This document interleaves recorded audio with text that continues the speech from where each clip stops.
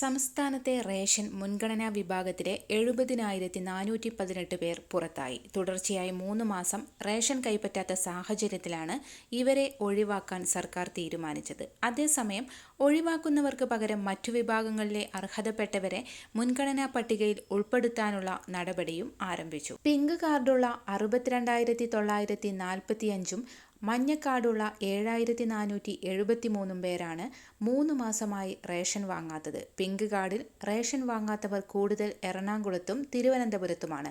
ഏറ്റവും കുറവ് വയനാടും കാസർഗോഡുമാണ്. ഇവിടങ്ങളിൽ യഥാക്രമം 807ഉം 1,480 പേർ 3 മാസമായി റേഷൻ വാങ്ങിയിട്ടില്ല. മഞ്ഞ കാർഡുകാരിൽ റേഷൻ വാങ്ങാത്തവർ കൂടുതൽ തിരുവനന്തപുരത്തും തൃശൂരുമാണ്. ഇവിടങ്ങളിൽ യഥാക്രമം 991ഉം 898 കുടുംബങ്ങളാണ് റേഷൻ വാങ്ങാത്തത്. നീല വെള്ള കാർഡ് ഉടമകളിൽ അർഹരായവർക്ക് പിങ്ക് കാർഡിലേക്ക് മാറാൻ ജൂൺ 15 വരെ അക്ഷയ കേന്ദ്രങ്ങളിലോ സിറ്റിസൺ ലോഗിൻ പോർട്ടൽ വഴിയോ അപേക്ഷിക്കാം. കാർഡിലെ വിവരങ്ങളിൽ മാറ്റമുണ്ടെങ്കിൽ തിരുത്തൽ വരുത്തിയാണ് അപേക്ഷിക്കേണ്ടത്.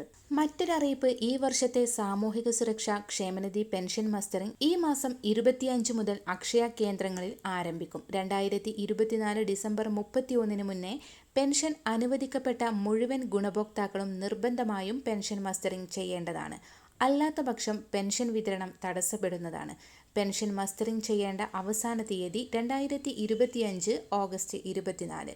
പെൻഷൻ മസ്റ്ററിംഗ് അക്ഷയ കേന്ദ്രങ്ങളിലൂടെ മാത്രമാണ് ചെയ്യാൻ സാധിക്കുന്നത്. മറ്റൊരറിയിപ്പ്, KSRTCക്ക് സഹായധനം അനുവദിച്ച് സംസ്ഥാന സർക്കാർ. KSRTCക്കായി 93.73 കോടി രൂപ അനുവദിച്ചതായി ധനകാര്യ വകുപ്പ് മന്ത്രി KN ബാലഗോപാൽ അറിയിച്ചു.